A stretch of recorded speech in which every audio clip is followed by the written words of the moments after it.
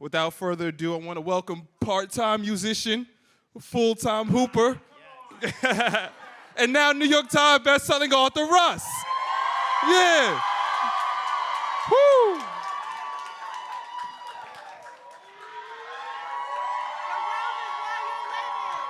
Yeah. That's a fact. Let me put this right here. It was you all along, Russ. What's up, everybody? Yeah. Damn. It's like the Barclays in here, man. I know, That's man. tomorrow. Can y'all can hear me, right? Yeah. Y'all can hear me? You can hear him good? Cool. Y'all All can right, hear me? Cool. Like I said, Russ, congratulations, man. You cracked the New York Times bestseller list. Fuck yeah. Yeah, man. How does it feel? Well, let me think. How does it feel? I don't know. I'm working on celebrating myself. But thank you so much. But honestly, I have no clue how to celebrate myself. I actually sent a voice memo to my mentor, Connor, who I talk about in the book, because I was like, how do you do it without tequila? So I'm like, I reflect on my whole life, and I'm like, well, anytime there was some epic that happened, it was just like, you want to take shots? It's Right. like, just seems like the natural thing to do. But I'm trying to figure out how to celebrate without that. So I think a lot of it is just like self-reflecting internally and really sitting with it, celebrating with community, which I tend to do on like social media. Right. So yeah, man, it feels awesome. It feels awesome because I'm not used to getting like industry corporation acknowledgement. So to like make the New York Times bestseller is like, oh, It's a big deal. Does it? Yeah. Does it feel the same way of when you get a plaque? Because I know you love those plaques. yeah, wow. I don't know, man. The plaques are pretty. I don't know. It's all a blessing. It's all really, really incredible. Just to man, to write out my belief system and have it be absorbed and have it connect with people is really like the win. Right. You know, it's awesome. Even down to the cover. Like, for all those Yes. hip-hop heads, it even looks like the Raekwon purple tape. tape, You know what I mean? yeah. Only built for Cuban Link. Was that, like, purposeful? No, purple is my mom's favorite color. Right. Yeah. So it just worked out. So like my boy Foda, who like designs all my single covers for 10 years and he did this book and the last book. He just sent a bunch of different options, like 30 different options for the cover and different colors, and I just purple resonated. Right. There you go. And it's been like 5 years since the last book, right? Yeah, it's crazy. When did you realize that you were going to make a second one? Probably like the third session of therapy. I was like, oh. Well, I don't fucking know anything. I gotta write some more shit. So a second book was never the intention. No, because I was so omnipotent that I thought that once I made it to a certain level of success with that, you know, that allowed me to write the first book, I thought like, that's it. I'm done learning. I beat the game. I figured it out. And I just got humbled by reality. But you never, in the last book, you said you don't like the word humble, man. Well, see, arrogance. I don't, there's a part of it, I don't like the definition, some of it, like, you know, feeling meek and feeling like less than and all that shit. But what I mean by being humbled, I mean more so having the humility to know enough to know that I don't know everything. Right. And that's the humility that I experienced in between book 1 and 2. Right. And there was another book that really inspired you during this process. You talk about it in this book. You said The Alchemist. Yes. Can you talk about how that influenced you in writing this? Oh, man. You know, I was thinking about it last night, and I was thinking about how proud I am of Santiago, the album. Santiago. Thank you. Yeah. Thank you. And just like, I had this kind of epiphany last night, and I was like, man, it had to go that way. Like, from a just direction standpoint for my career, that had to happen. Like, I had to make an album like Santiago, because I was thinking about it, I'm like, man, if I would have just done another album, like I call them playlist albums, where it's just like, here's a bunch of songs I like, which I love those kind of albums too, but I just feel like it would have gotten a little monotonous, and it would have lacked the necessary depth needed at this stage of my career. So I feel like while Santiago may not be the most commercially successful album I ever put out, that's not what that was about. What it did was strengthen the connection I have with my fans, and it allowed my fans to invest on a deeper level with me and with themselves.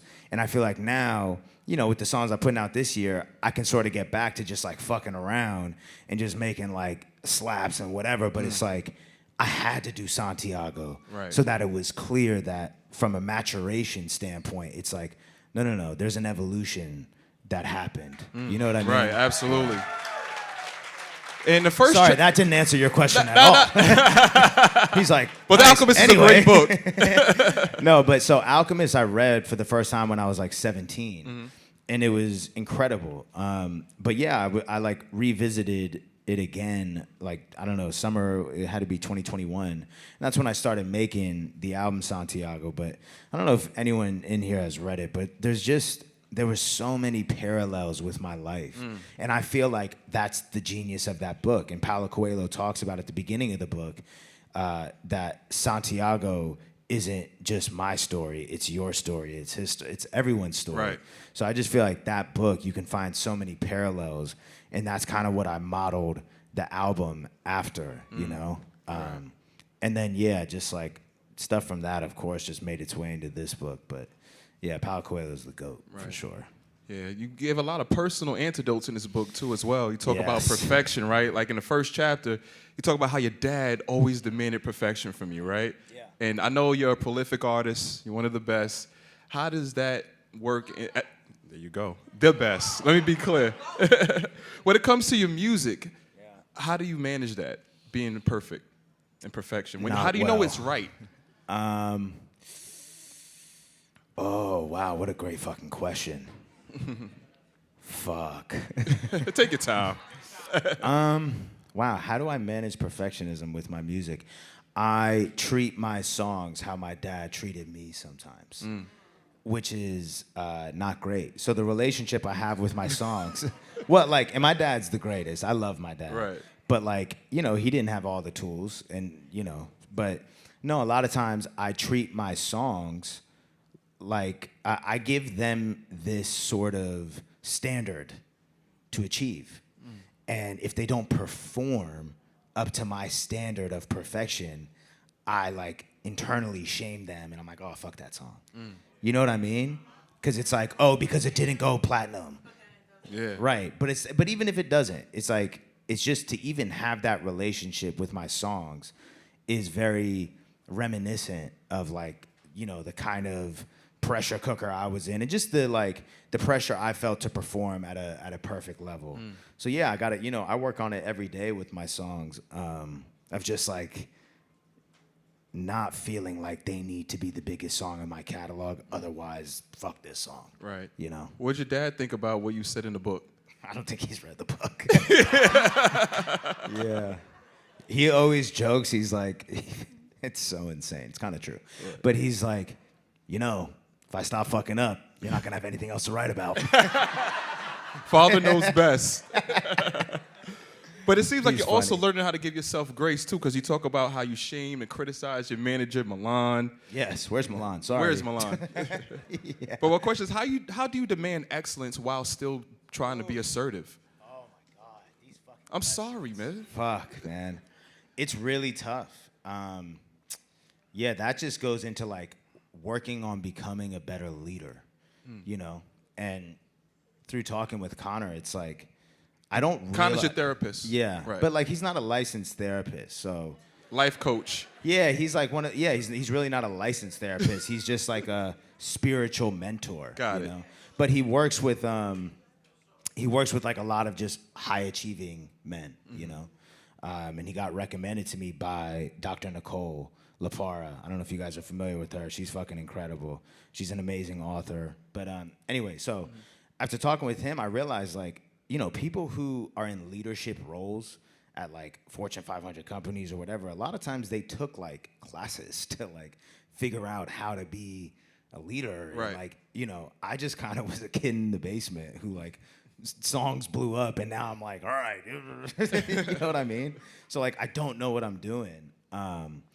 And so it's hard. I'm learning as I go. I want to set the standard of excellence and I want to hold people accountable. But at the same time, I've learned that you can't shame people into competence. You know what I mean? Like, oh, why'd you fuck up? You're so fucking dumb. Why would you do it like that? Da-da-da-da-da. It's like you need to like allow them space to own what they did, explain to you what happened, so that there can be some sort of trust and rapport. Because when there's no trust, if they feel like you don't trust them to get it right, then there ends up being like lack of accountability because they're scared of being shamed. That's real. Yeah, so. Because I remember the last time we talked poolside at the crib, right? You said something that really stuck with me. You said, don't let your ambition rob you of your present blessings. So is it possible to still stay hungry while in that moment? Yeah, I just have to shift what's driving the car, you know? And I think a lot of times it was, you're not good enough, this isn't good enough, keep going. And that works up until a certain point, but then like, that sort of just like self-berating and just beating yourself up, like, it's not sustainable. After a while, you have this inner dialogue with yourself where it's just like, stop fucking hitting me. I can't take it. Like, back the fuck off, you know? So I had to switch to appreciation for my craft, honoring the gift, which this is why I always wear this brand. This is Russell Westbrook's brand, Honor the Gift. But it's like, it's such a real message because it's like, how do you honor the gift of, like, how do I honor the gift of having fans and having this talent for music? Well, I honor that gift by showing up to the studio, by doing shit like this, you know, and that's the way to sort of like, you know, stay ambitious, because it's like, it's switching the lens from like, what can I get to what can I give, you know? So like, I'm very driven now to like give a lot instead of focusing on like, all right, like what can I get out of this moment? Like, ooh, maybe I can get that. It's like, I'm just trying to fucking like leave everything out on the field. Right, because in previously it seems like you were driven by validation. Yes. In a past, oh my right? God. Yes. You know, and like when your fans are your boss, right? Right. How do you reconcile that as an artist? Because their approval is how you. You would think that their approval is the only one that matters. Yeah. Yeah. I mean, it's so tough, bro. My whole career, I wanted so bad for the culture to be like, you're awesome and you're good enough and all this shit. And I talk about it in the book and I talk about it in I Love You Boy, but, you know, my whole childhood, it's like everything is so mapped out. You know, you feel like your whole life was just like tailor-made for you, and like the hurdles are tailor-made for you, because just being a new kid moving around, like, and having to sort of like socially, you know, survive. So you like, I stopped wearing And1 clothes and take out my earring and start wearing like short shorts and fucking collared shirts just to fit in, you know, to be accepted, because I'm 12 years old and I don't fucking have the like understanding of like, nah, fuck them, be yourself. It's like, I'm 12, the fuck, you know? And so then it's like getting into rap and being a white dude. And this is, you know, this is a different time too. This is like 2015 when like, who were the white rappers in 2015? Like Yellow Wolf, I guess? Like Eminem, Yellow Wolf, and Mac Miller was it. You know what I mean? Yeah. Shout out to Rest in so Peace, it's Mac not Miller. like it wasn't this hugely like accepted thing yet to even be a white rapper. There was still like a like resistance. yeah. It wasn't just like now every other rapper who pops up is white, but it's like, you know, it felt like that same sort of, oh fuck, I gotta like socially survive and I have to do things that maybe don't align with who I am, but I think that if I do them, like, they'll fuck with me more. So let me go to the strip club every day in Atlanta and throw 40 grand every night. Sheesh. You know? But that was like, yeah, like, this'll do it. That'll show them. And it's like, nobody cares. Like, you're a loser. No one cares. But you talk about Such an expensive mistake. that's an expensive night. Yeah. You talk about that in the book too. You talk about like making decisions, right? Yeah. So it's like you have your own board of approval. Yeah. Do you yeah. take outside opinions at this point? No, I do, for sure. Okay. Yeah, I do, and I think that is also the humility, being open to considering somebody else's POV and being open to considering the idea that you're wrong. You know, I talk to so many people, and it's usually up and coming artists who act like this, and I like have empathy for them because it's how I was. But so many people just think that it is impossible that they're wrong. Like you're talking to them, and they're just like, nah, this is how it is. It's like, okay. Like, all right. So anyway, good luck. So at this point, what's validation look like for you now? Honestly, it's self-recognition. That's why it's like it's conflicting. I can't figure out how to feel about New York Times because that's like outside validation, which is awesome. It's cool, but it's like I also just want to make sure I'm appreciating the DMs from my fans. You know These what I mean? guys. Yeah, exactly. And also just appreciating, like, acknowledging my own progress and what I had to do to like get to this point to even be able to write this book. You know? Yeah, you had a line. You said it's hard for you to separate the external from the internals. Yeah. It's a struggle. Yes. Yes, it is. It is. Yeah, the validation stuff is it's tricky. It's every day. Right. Yeah. And you also talk about discipline and self-love. Is there anything that you're currently working on that you need improvement on? Man. You said discipline is self-love. It is. I think discipline gets a bad rap. You know, discipline sort of gets this like, it's doing a whole bunch of shit I don't want to do. And it's like, I get it. Like, I don't necessarily, there's times where I'm like, I don't want to go to the gym, you know? But then it's like, you know what? Let me shift my inspiration for going to the gym. It's like, once again, I want to honor the gift of having mobility. And so how do I honor that? Let me go move my body around and put my muscles to the test. And so it becomes this sort of like celebration of self versus this punishment. Like I used to be in the mirror like, you fat fuck, you need to be in this fucking gym. You know, like that's seriously how I would talk to myself. Yeah. And it worked. I lost 30 pounds. You know what I mean? Yeah, man. Hey. But BB Borelli, Yeah. incredible. But now I shifted to like, man, like your body is here for you. Like honor it, celebrate it. Go fucking throw some weights around. Go play basketball. You know? Right. Yeah. Honoring the moment too, right? Because you also talk about the What's imposter. up? Somebody said something? Yes. Yeah, man. I just got back from He's a playing basketball full-time today. hooper. You didn't hear that in the For beginning? real. Telling you, I went from basketball, got a quick shower, and came right over here. So I'm Are you entering the draft tonight too? He's gonna. Hawks need to pick me up, bro. Come on, man. But you also talk about like imposter syndrome as well, right? I don't drink. Yeah. Hold that thought. We're gonna get that in a second. Oh, you're stealing his. Oh, shit.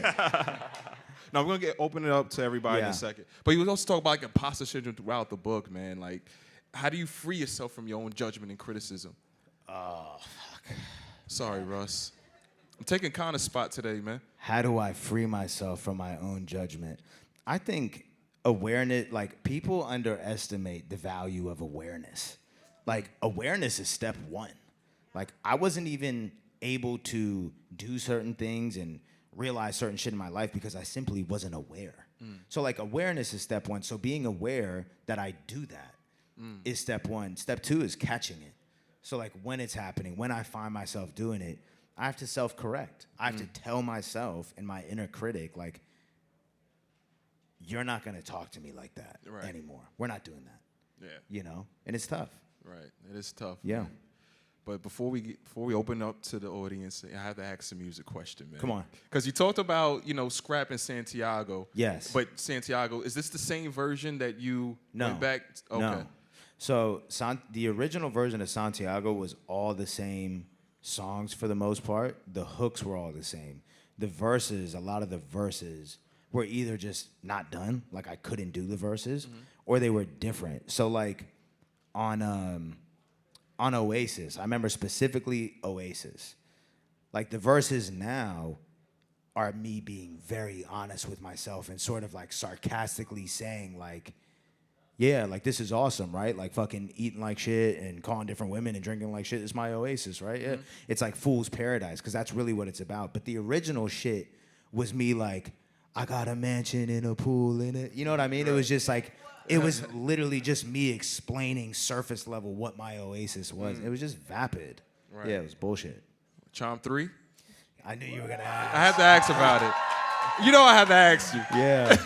What does that cover? Like, I'm sitting on so many like barred up records. Listen, so like man. I want to make Chomp 3, but you know like Chomp 3, I'm shooting for the fucking stars with those features. You gotta call Hove, man. Oh, man. Y'all gotta put pressure on B.Dot. Here's what we're gonna do. Everyone in this room every day for the eternity of time. Flood his comments and mentions because he has Jay-Z's number and tell him to get Jay-Z to get on Chomp 3. He blocked me. Oh my God. Yeah. Well, we're definitely looking forward to Chomp 3 because 2 Thank you. and 2.5 is incredible, man. Thank you. Absolutely. I love the Chomp series. I just love that whole bag of just getting in. Yeah. I don't smoke weed anymore. No, I deleted that weed. Dope. Yes. All right, so we're going to open up to some of you guys. If you have a question, raise your hand. We got the young lady. Okay, let's start right here. Hello? Oh, y'all can hear me? Yo. Too loud. Yo, bro, congratulations, by the way, with all your success. Probably been watching you since everything started. But on days where, you know, it's tough, like life is fucking you up, how do you, like, stay consistent to, like, at least know that if you're not doing a verse or a beat, like, you know, you're doing something to progress, like, what you're trying to do? I love that question. I think it's really, really important to have, this is what works for me, is to have, like, different categories or buckets of your life that you can pour into each day so that all your eggs aren't in one basket, right? So, for example, like for the longest time, my only source of progress was music. So if I didn't make a song today, I felt like a loser, right? But now it's like, I kind of separate it into like music, personal, fitness, spiritual. So it's like, let's say I don't make a song. Let's say I didn't go to the gym, but let's say like something came up in my personal life that usually would cause me to get reactive and defensive, and I chose a different path and a more like mature, calmed down, regulated nervous system path. I made progress today. So I think it's about noticing that your life isn't one-dimensional and focusing on like being a robust human so that you don't have to get all your joy and happiness from just one thing. Yeah. So it's like taking baby steps in a little bit. Well, like noticing just that like there's so many different avenues in your life that you can see progress in. So that like you don't, you know, if you didn't land this interview, do something with your career today, it's like, cool, but did you go to the gym?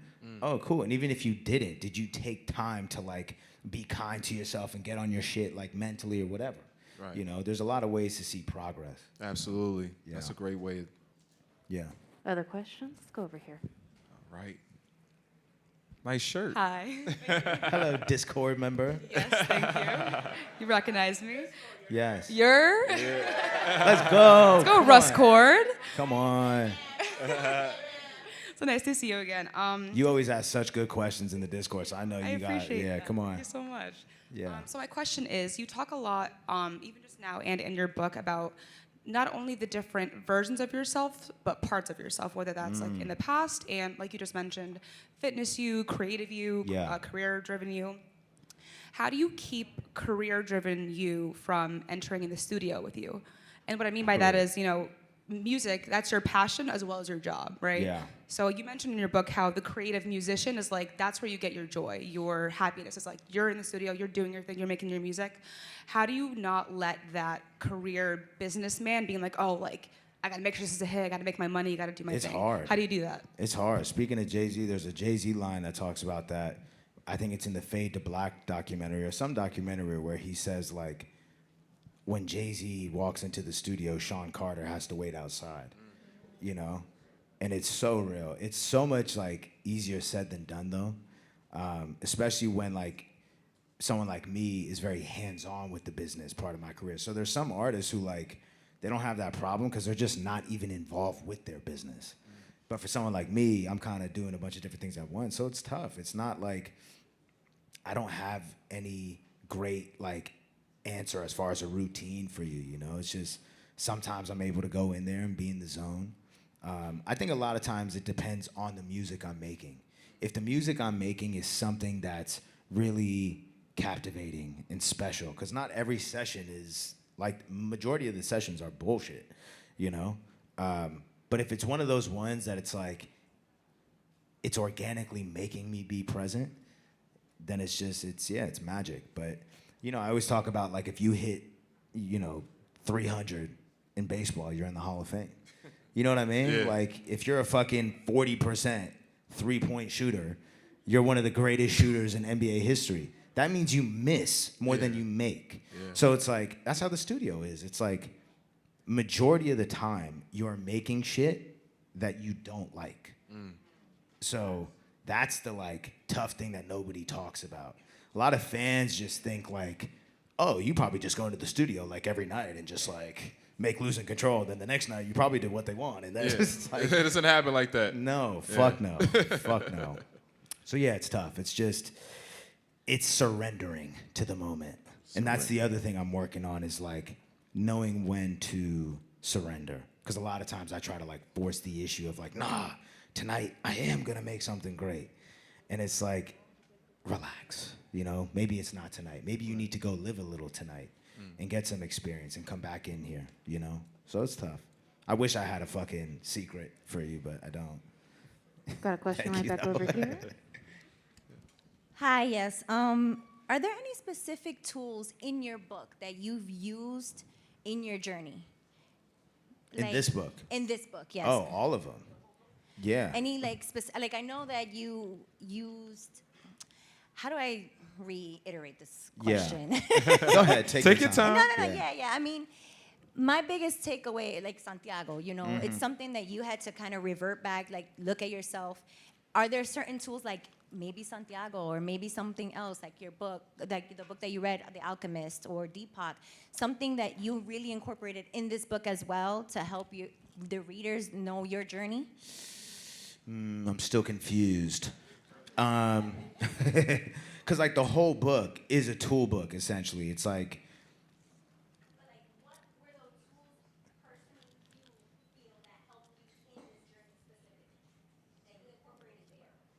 I'm so confused. Maybe my brain's fried. Someone help me. Someone translate. Like, number one, let's see in the back of the... Only one?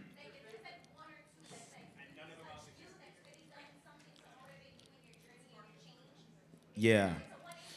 I think, Is it something that Connor might have taught you? no, I think, you know, I think learning to sit in with your insecurities and your nervousness instead of resisting them or trying to, like, mask them or bury them with alcohol. You talk about that in the Still chapter. Yeah, it was like a very big, like, actionable thing that I consciously would do. Like, even this tour, tomorrow's the last show, and then it officially... Oh, yeah. Y'all got your tickets? Yeah, Barkley. Fuck yeah. Yeah. But then it officially makes the first tour that I've ever done that I didn't have one sip of alcohol the entire That's time. awesome.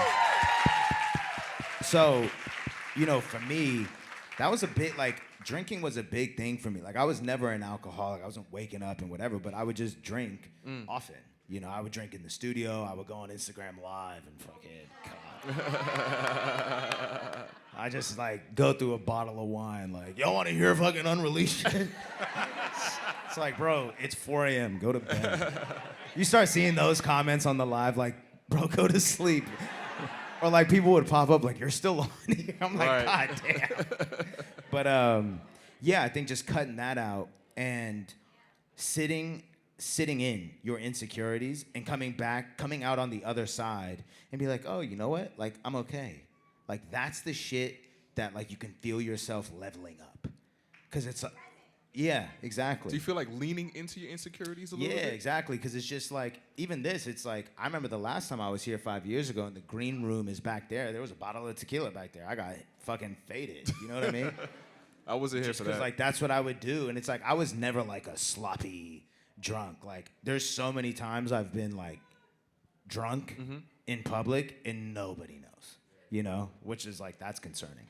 But yeah, I think just, you know, allowing yourself, because when you resist, and I think I talk about it in the book, Yeah. but when you resist insecurities, that's when you lead to like self-implosive behaviors. You know, like I would always just start overcompensating or doing too much or saying shit I shouldn't be saying, all because I was too scared to just be nervous and feel a little insecure. So let me drink so I can like overdo it. And now like crazy shit's coming out of my mouth and I'm getting fucking like murdered on the internet. And it's like, but I was drunk. Like, I just wish there could be like an asterisk between like, it's like Russ 2016 to 2022 was drunk. So like everything, just ignore it. Yes, sir. Hey Russ, so with your growing success, I'm right here. Oh. With your growing success, Yeah. it would blow up anyone's head. What put a stop to your ego and made you look within to actually make the decisions now to look at other people's point of views? Yeah, I think just getting fed up with myself, to be honest. Like January 2022, I was just fed up. I was like, fuck this. Like, I'm eating like shit. I'm drinking like shit.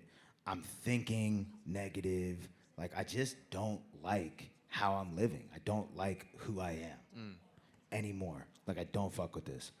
And yeah, just being, I'll give that version of myself credit, because amongst all the ego and all that shit, there was still somebody in there who knew deep down that something was off and that he needed help, and he wasn't scared to go get it. So That's awesome. I'll give him credit for that. Hey Russ, my name is Hello. Kiara. Hi, sorry. Hi. So many people define success differently. What's your definition of success, and what would you say is your greatest success? My definition now is progress and acknowledgement of the progress. You know, I talk about it in this book when Santiago came out, and like Luminate and Billboard like took away my sales and whatever, and I was so pissed, and I was like, like Those fuck guys. them. Yeah, they like took away my success, and Connor told me like, no, they took away the external like recognition of certain success, but they didn't take away your internal knowingness. And I think for me, like, that's success to me now, is making progress and acknowledging the progress I made. Because otherwise it's like, yeah, I mean, what is success? Like, if it's $1 million in your bank account and your mom has a house, it's like, what do you do after that? You just stop. You know what I mean? Like, life has to keep going on. Yeah, know, you had so- said that. You said have everything and feel nothing. Yeah. Excess will never equal enough. True. Yeah. Yeah. Yeah. I know, and it's such a tough,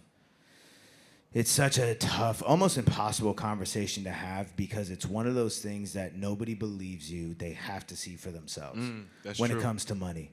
Like, you see the conversations on the internet or just like in general, when people are like, no, I'm telling you, like, money isn't everything. Everyone's just like, yeah, all right, let me see though. Let me know? borrow a dollar. Yeah, so it's like, that's why it's kind of like, I'm not about to sit up here. Well, yeah, I am. It's like, to me, you will realize what you actually are missing and what the actual holes are internally when you have everything externally. And That's a bar. I think so many people naturally are like, they are lacking a lot of the external shit, you know? They're lacking the money they want. They're lacking the this they want or whatever. So their whole focus is naturally just on that, to the point that they're like, bro, what are you talking about? Like, I'm trying to get paid. What the fuck are you talking about?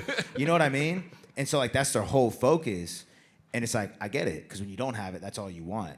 I'm just here like reporting back to you from the other side and just like, hey, I'm just letting y'all know, like when you do get that, there's no avoiding doing this work. There's none. Like you can't avoid this. So I just wish, like, I don't have any regrets about my come up, but a lot of times when I talk like that, I'll see a lot of DMs from fans like, yeah, but you had to be like that in order to make it. Like you had to, you know, have no balance in your life to make it. I'm like, this is probably a cancelable phrase now, but like there's a lot of different ways to skin a cat. That whole fucking whatever. But it's like, y'all know what I mean. It's like, just because I did it that way doesn't mean that that was the only way, and it definitely doesn't mean it was the best way. It's just like, yeah, I did it that way, but if I could go back or if I could advise somebody, I could help fine-tune it so much where it's like, you don't need to be a studio rat sitting down there 24/7, banging your head against the wall. You don't need to be drinking every night because you think like it's tapping into your creativity and like, you know what I mean? Like, oh, I'm not drunk, I'm just an artist. It's like, okay. You know, so there's just better ways to do shit, for sure. Sorry, I definitely rambled. I don't know if I answered your question. We have a question right over here. Sorry. Thank you. How's it going, Russ? Good. How are you? Excellent, excellent. Nice. Thank you for your time being here. I mean, I don't really know a lot of authors who take the time to, you know, Fuck connect yeah. with all You heard these that? man. Author. Fuck yeah. Be clear. That's crazy. I just got two quick questions. First, you talk a lot about accountability. How do you know the right person to like hold you accountable or like find that accountability?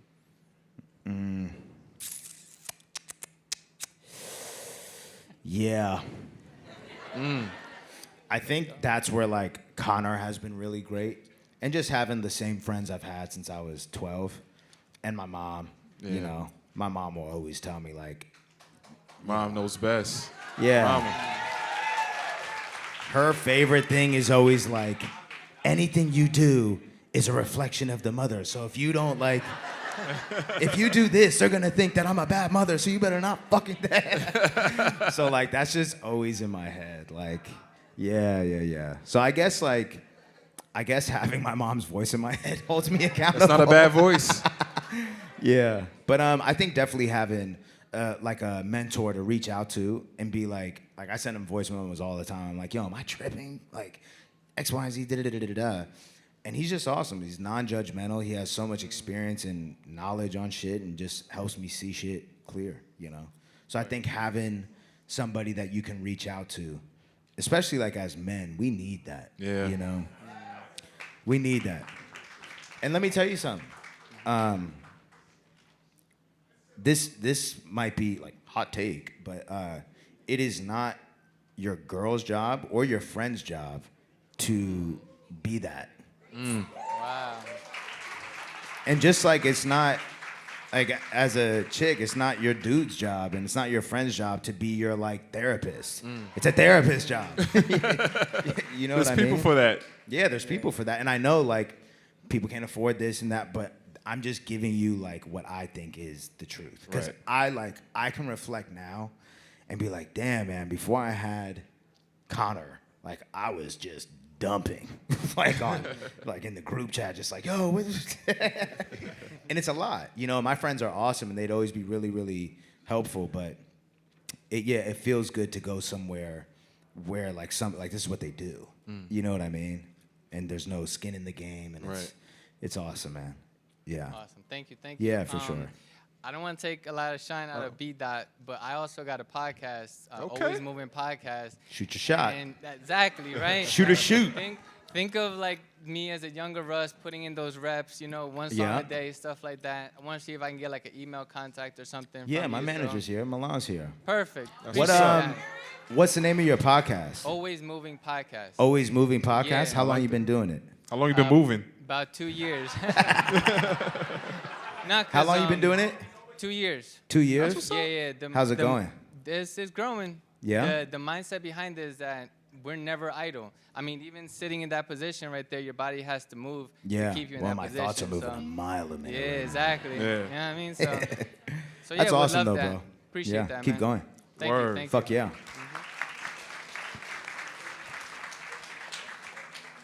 We're gonna get to y'all. Russ, huge fan, man. Chomp 2, 2021 rap album of the year, baby. Come on, man. Come Talk on, about come on. It was on come the on, list. B-Dot. Talk about come it. on, come on, baby. This dude makes lists, by the way. It was a great album. Nah, it's a classic. Phenomenal bro. album. Come on. Yeah. Thank you for saying that. Dude, Appreciate I got that. so many questions I want to ask you, but I'm an aspiring hip hop artist. Nice. And I went through the same or similar trajectory of transformation with operating from previously dark motivation to light Yes. motivation. Fuck yeah. And I get so concerned in today's day and age with social media and the frequency in which people put content and music out. It gets super overwhelming, comparison, being an artist. And I get concerned, like you said, being chained to your inner critic. And you'd be concerned if you let go of that, would you still have the same work ethic and focus? Yeah, because I think you have to shift where you're putting shit out from. You know? I think, like I said, I used to put shit out to get approval, you know? And now I'm putting shit out because it's like, I love it and I want to share it, you know? And I think when you do that, it takes the pressure off of you and off of the need for there to be claps involved, you know? But it's tough. It's like, you know, there's nothing wrong with having opinions on your own shit. It's just like making an enemy out of yourself is when it gets dicey, you know? And when it's like, I always say, I said in the book, like, fans of losing franchises really should be fucking studied.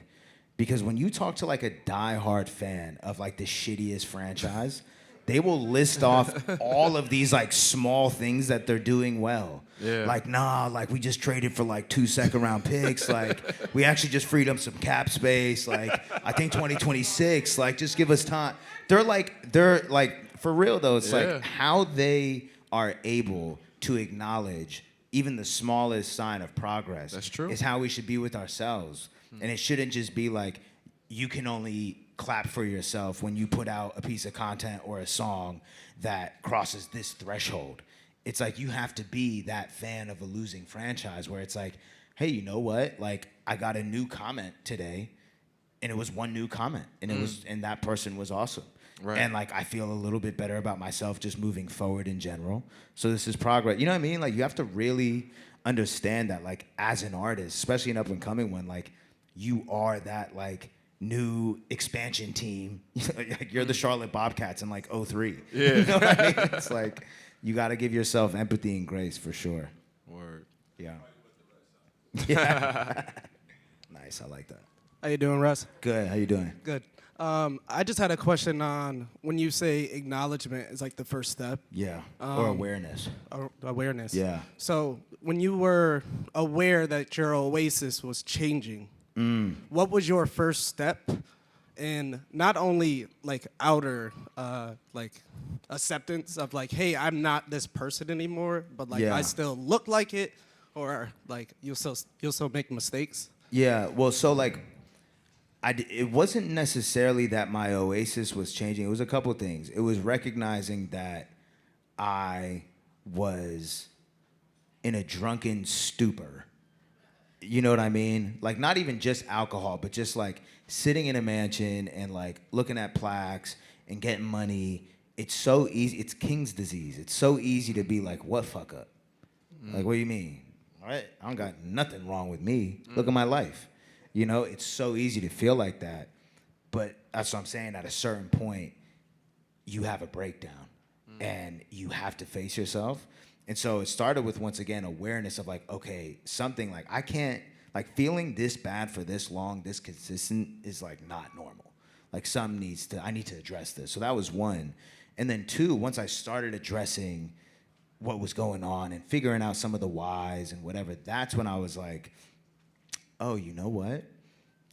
I was doing that from a place of like the strip club shit. Maybe I'll get accepted. You know what? That actually doesn't align with who I authentically am and who I want to be. You know, so like just having the awareness of like, nah, you know what? That doesn't feel true to me. And so I don't want to operate like that anymore. You know? And it's just, like I said, it's the humility to be like, yeah, I'm rich and but like I have so much to improve upon, and I can and I want to be I don't like using the word better, a more authentic version of myself. That's my goal now, is like, it's not about better. It's about getting closer and closer to being, just moving towards authenticity with everything that I do. You know what I mean? Like, and looking at everything in your life as an opportunity to decide who you want to be. And that's what like the Money on Me chapter is about. It's the decision making. Like, I could have, if I wanted to, walked in here, turned drunk. If I wanted, what is anyone gonna say? You know what I mean? Like, you know, to the person who asked about the accountability, it's like people, like the thing with, it's not that no one around me tries to hold me accountable. It's that realistically, you can't. You know what I mean? Realistically, like this event was happening. If I came in here drunk, Milan would have said beforehand, like, you sure you want to? And I would have got drunk. Right. You know what I mean? What is B.Dot going to say? Like, he might be like, he probably won't even say anything. He might just be like, damn, all right, so it's that kind of party? Right. Because in the book you said, like, in your 20s, the rock star lifestyle was attractive. It was. And it was time for the next version. So, like, what's Right. that next version look like? Oh, man, just closer and closer to just being authentically me. And for me, what that looks like is just somebody who isn't afraid to approach every opportunity as themselves, you know, and isn't afraid to sit in a room like this or talk to somebody like you, or, do a show at an arena just sober and just lean into whatever that feels like and understand that I'm gonna be okay. I'm gonna come out on the other side of this okay. And afterwards, I'm gonna feel fucking invincible. Because that's the shit that people don't talk about with alcohol. It's not the physical hangover. It's the spiritual, mental hangover that you know you weren't really the one who did all that. And that's the shit that really fuels the imposter syndrome. Is like, yeah, you crushed that show, but you were drunk. So like, how many more like, you start feeling like, oh shit, that wasn't even me. That was the alcohol. Or like, yeah, I just went to that party and I was so personable and I made so many funny jokes and everyone loved me and I was so charismatic, but damn, I was faded. So it's like you wake up feeling like, damn, I don't think I can replicate that success without it, you know? And I don't even think like, that's not even really me. I'm not as powerful as I think I am. I'm a fucking loser. I had to use tequila to get, so it's like, no one talks about that, you know? And now, doing shit sober, I know this is me. Like, this is going well. And I know that when I leave, I'm like, that was me. Yeah. That wasn't like, there wasn't any like boost. A variation, it was you. Yeah. Right. Yeah. You want to take it any more? We got two time more? for Two two more. more questions. Let's get into the back. Let's I go right can't- over here. There's so many of you guys. Love the kids. I don't have a question, but I made a bracelet for you to wear No today and way. tomorrow. You made me a bracelet? You have it on you right now? Yeah, let me see it. Russ love the kids. I'm wearing this bracelet from somebody's fan. Not somebody, my fan. Isabella. Her younger brother made me a bracelet, and I'm still wearing it. Oh, what? Look at your shirt. That shirt is fire.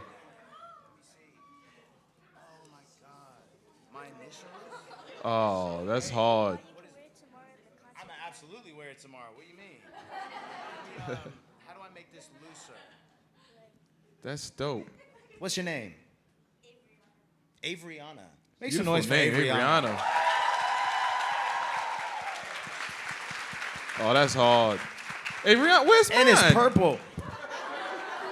I don't get. She's Ariana's grill. Ariana said, "Please." We're gonna do one Only more made question. one for Russ. That's awesome.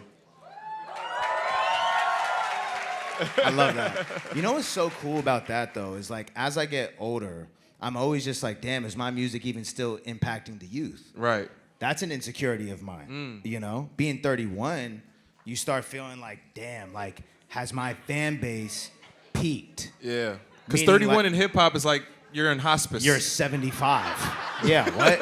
31. Have you seen people on Twitter where it's like, You should be dead. somebody will be like, yeah, I was 16 when like Soulja Boy came out, and people are like, damn, Gramps, you okay? Like, it's like, fuck.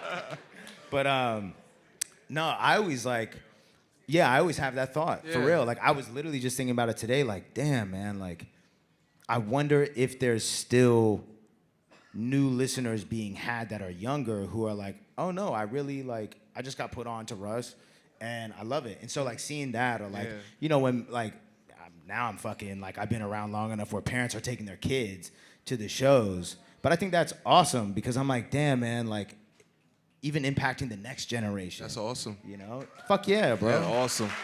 Fuck yeah. One more. We got time for one more. One more. Sorry, guys. I like the hoodie. Yes, I remember you. Just came back from the pop-up shop that you guys had on New York Yes. City. I knew you looked Yes. familiar. You should remember me. I should, and I do. I You better fucking remember me. I hope so. No, seriously, on a serious note and more on a deeper note, you mentioned something about earlier about how Jay-Z said that when he goes into the booth, he leaves Sean Carter out. We know who Russ is, but not many of us know who Russ Soul is. So my biggest question to you today is, before you leave this earth, which I hope God protects you into the end of time. Yes. Yes. Amen. Thank you. What do you, either Russ or Russell, but really Russell, want to be remembered by? Ooh. It just got deep in here.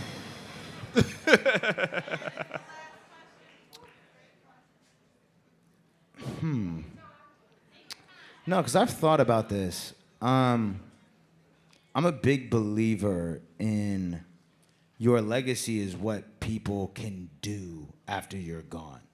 You know what I mean? Like, what actionable thing can they do? Like, how do you honor some of these people who have died? Like, what do you do? Like you have the Nipsey tat. Right, right. And so, like, the way I honor Nipsey is by, like, it's a marathon. You know what I mean? It's a long game. But what I want people to remember me by and what I want them to do, I think I just want people to, it's a lot of stuff, actually. I want people to believe in themselves. I want people to have faith, real faith. Not pseudo faith. Like, I used to think I had faith, but it wasn't. Hold on. I didn't have faith. Faith is when you can let go enough to allow God or the universe room to put its hands on your life. You know? But that can't happen when you're micromanaging everything and having to force every little issue. So I want people to have faith. I want people to believe in themselves. I want people to give themselves grace and empathy and understand that progress is the trophy that you should be going after, and not to get caught up in the external trophies and all that shit. And I just want people to be good fucking people. Right. Do the right thing. You know what I mean? Just be a good person. Like, that's me and Milan talk about it all the time, and it's like, it's one of my more, hate to like shift, but it's one of my more like pessimistic views. But being somebody who like gets to travel around and whatever so much, I've met so many people, right? Like, just from traveling, you meet and come across so many people, and you see how many shitty people there are. And it's sad. And me and Milan I'm just like, bro, this is why I don't want to fucking leave the house. Because it's like the majority of people, zero integrity, like, do the wrong thing. They don't give a fuck, like. Or disingenuous. Yeah. And I'm just like, oh, it like actually fucking disgusts me, you know? To the point that, like, when you meet somebody who's just good, inherently just good, it's so refreshing. And so, yeah, I just want people to be good people. It sounds like whatever, but like, I just want people to be good, you know? Right. Yeah. Well, you've been doing good for a long time, Russ. Thank you, man. Are we gonna get a New York Times tattoo? What's that? Are you gonna get a New York Times tattoo? No. No? Okay. You know, like, I'm very surprised they gave me New York Times, but I feel like it's because they didn't hear Santiago. Because on Adventure, I say, it's your time, fuck the New York Times. Right. And so I was like, they're for sure not They giving me hear this that. shit. But I wasn't, but see, like, I wasn't saying fuck the New York Times. It was more so like the New York Times was just representing the external validation. That thing. Yeah, it was just that thing. Right. So, whatever. Good to see they're like a good sport. Well, thank you for having us, Russ, man. It's Nah, I appreciate everyone who came out today. Thank you guys. And I feel like rambling. Stream of consciousness. I just want to ramble. Can I ramble for like 5 minutes? Can we ramble? Can we let the audience be privy to what we talked about in the back? What? About that thing that's coming out this summer? No. Well, I've already announced that. Oh, you already M. announced Night it. Shyamalan shit. Okay. Yeah. Make sure you see him in the movies this summer. Yes. But no, I don't even know what I want to ramble about. I just feel like rambling. Overtime. No, I want to say, one, I appreciate everyone who came out here, and I appreciate everyone who's still invested in what I have to say. It's like it's a mind fuck, you know. I'll zoom out sometimes on my life, often now, and just in an attempt to understand the magnitude of everything, and it trips me out and it reaffirms that like it is possible to just like be yourself and do the right thing and try to have a good message, and people like will give a fuck and gravitate towards it, you know? And I don't know, man, I'm just so grateful for like this, like to me, right? Because I used to be drinking at shit like this, it was so easy to just be checked out and be somewhere else. Like I was able to give game and whatever, cause like whatever, but I wasn't fully tapped in to like the magnitude of this moment. The fact that like y'all took time out of your day to come here is just like, that to me, that's a win. That's awesome. Yeah. That can't be overlooked. Like tomorrow's gonna be awesome, but right now is The Barclays. You know what I mean? But like, I said it at the book signing in LA, but it's like life's happening right now. And so I encourage everyone to understand that and to stop like deferring your happiness to like a later date.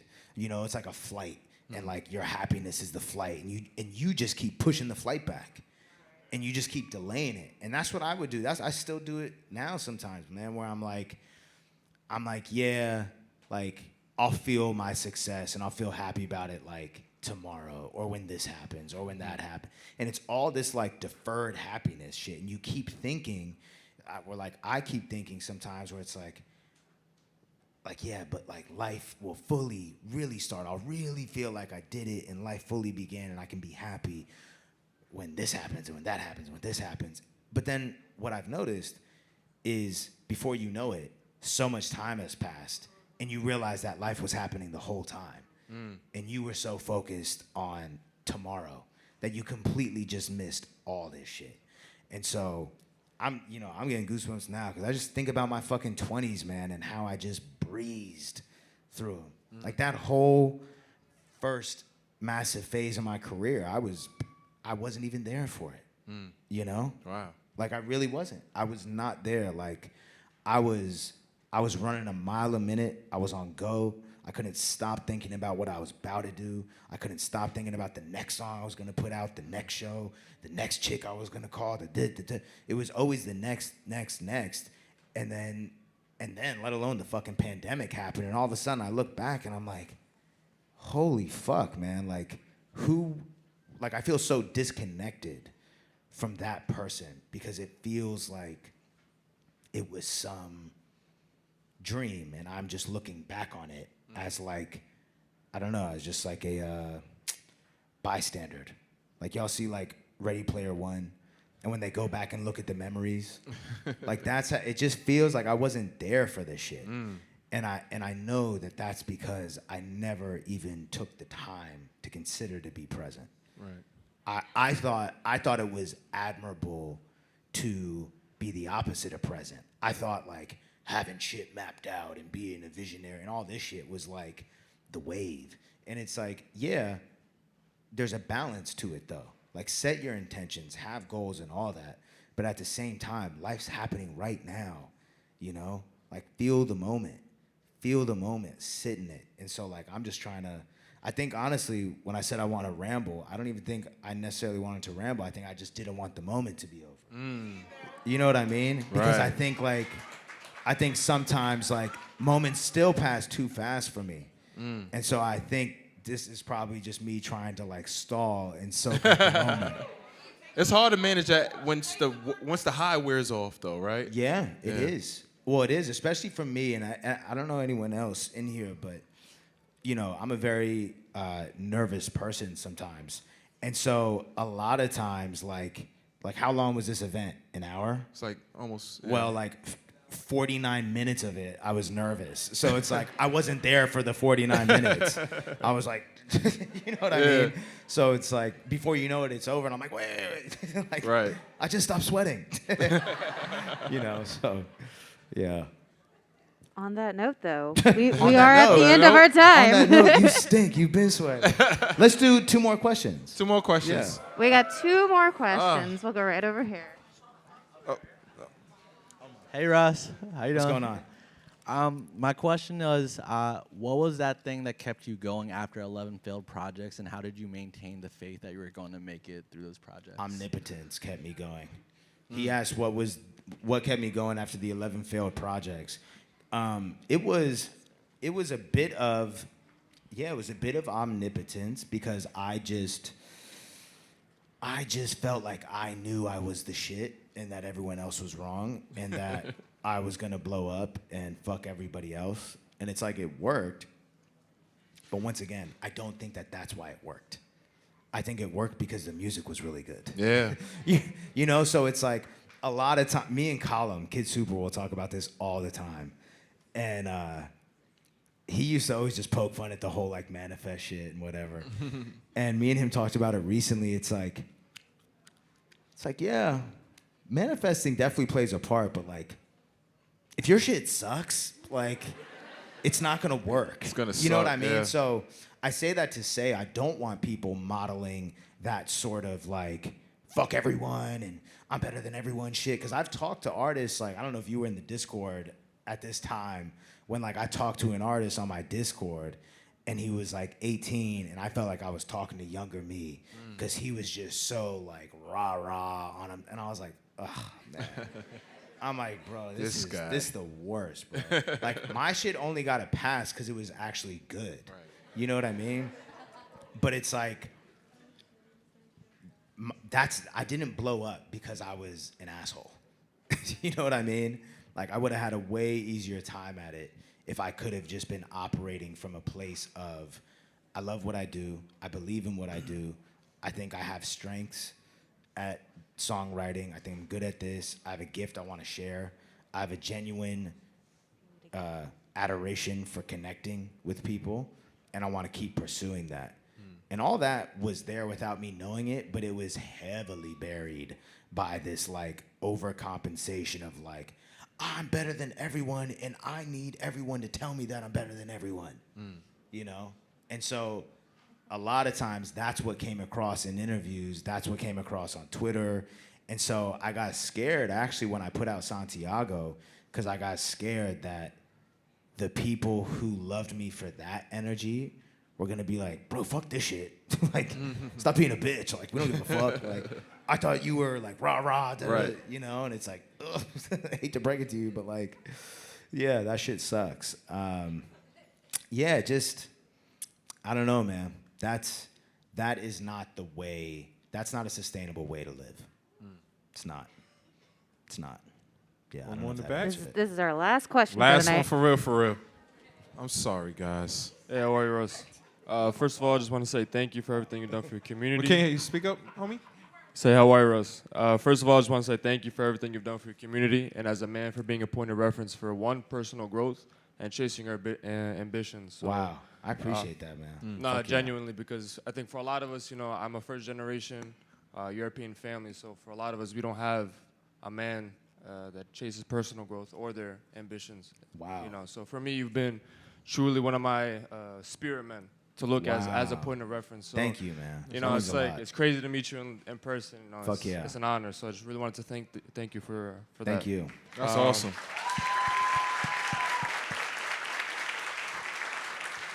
So my question is, what's your advice when it comes to that specific point that you reached where you're starting to think logically that your dreams and ambitions aren't possible, but for whatever reason in your intuition, in your gut, is telling you to pursue them?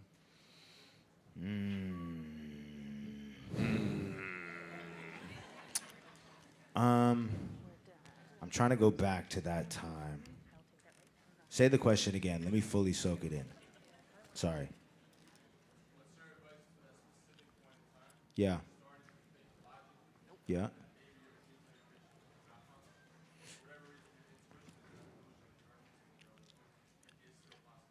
Okay, so back then I didn't have those thoughts.